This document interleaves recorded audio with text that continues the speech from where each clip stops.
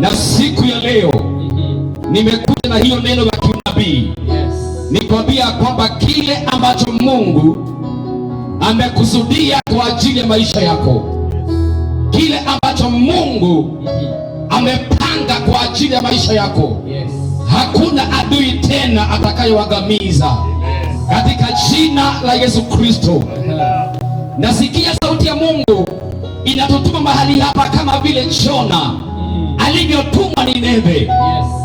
Mungu anapotumana katika mji, anatumana kwa ajili ya kusudi lake. Kusudi lake la kwanza ni kwa sababu ya upendo wake, kwa maana Mungu anakusudi na hao watu wa huo mji. Basi Mungu ambaye ni mwaminifu ametuleta mahali hapa, kwa maana kuna maisha ya mtu ambaye Mungu anatamani kubadilisha, na ni hukumu juu ya maisha yako. Maanake tumetumwa na hii sauti kama sauti ya kinabii tukwambia kwamba Mungu anakupenda. Hawezi kutuunganisha mahali hapa bure. Ametuunganisha kwa sababu anakusudi na maisha yako. Maandiko yanasema ya kwamba wale watu wa Nineve waliposikia ujumbe wakamgeukia Bwana. Watu wa Mungu na watoto wa Bwana tumetumwa mahali hapa na sauti hii ili kwamba wewe ambaye umeenda mbali na uwepo wa Bwana ukaweze kumrudia Bwana katika jina la Yesu Kristo. Sio bure ya kwamba tuko mahali hapa. Tuko mahali hapa kwa sababu wewe kuna mahali umepotea na Mungu. Inawezekana sio watu wengi wamefanya tuingie mahali hapa.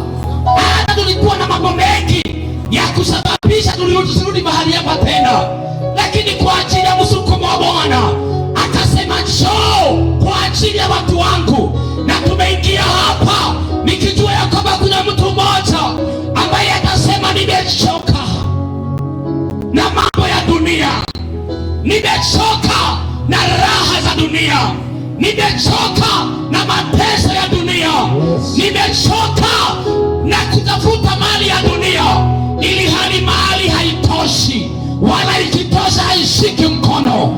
Wewe ndiye Mungu anazungumza kwa ajili yako, anakuambia rudi kwake, anakuambia rudi kwake katika jina la Yesu Kristo. Ni mahali wapi ulipopoteana na uwepo wa Bwana? Wewe ni wapi ulipoteana na uwepo wa Bwana? Si Mungu ulitembea na Bwana, si ulianzia na Mungu, si ulikuwa nasikia sauti ya Bwana? Ni kipi kilitendeka katika maisha yako? Lakini mpendo, usijali, maana we are here for your life. Na ninahisi Mungu akisema your life can never be the same again. Hata kama kuna mambo ilitokea, hata kama kuna vita vilitokea, watu walikuinukia wakakutoa katika uwepo wa Bwana. Uliamini wachungaji, uliamini ndugu zako, uliamini wale waliokuwa wa karibu, labda wakakugeuka, ukaona kana kwamba kwa Mungu hakuna raha. Nakuja kukwambia jioni ya leo ya kwamba kwa kweli hakuna raha, kwa maana ulitegemea wanadamu. Haleluya! Lakini wale wamtegemeao Bwana, maandiko yanasema ni kama mlima wa Sayuni, hata hali zikiwa ngumu namna gani hawawezi kutikika.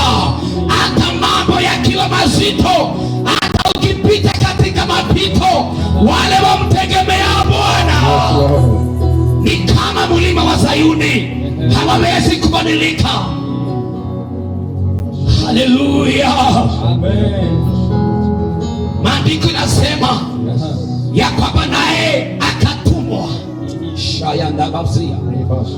Maandiko yanasema katika Isaya 61 mstari wa 11 ya kwamba Roho wa Mungu yuko juu yangu na amenitia mafuta ili nihubirie wale masikini habari njema. Na kuna mahali anasema ya kwamba kwa wale ambao wamevunjika moyo, wale ambao wamevunjika moyo. Sijui ni kipi kilikuvunja moyo wewe, ndiyo inikigia kuheridia wega ine wakai. Sijui ni nini kilikuondoa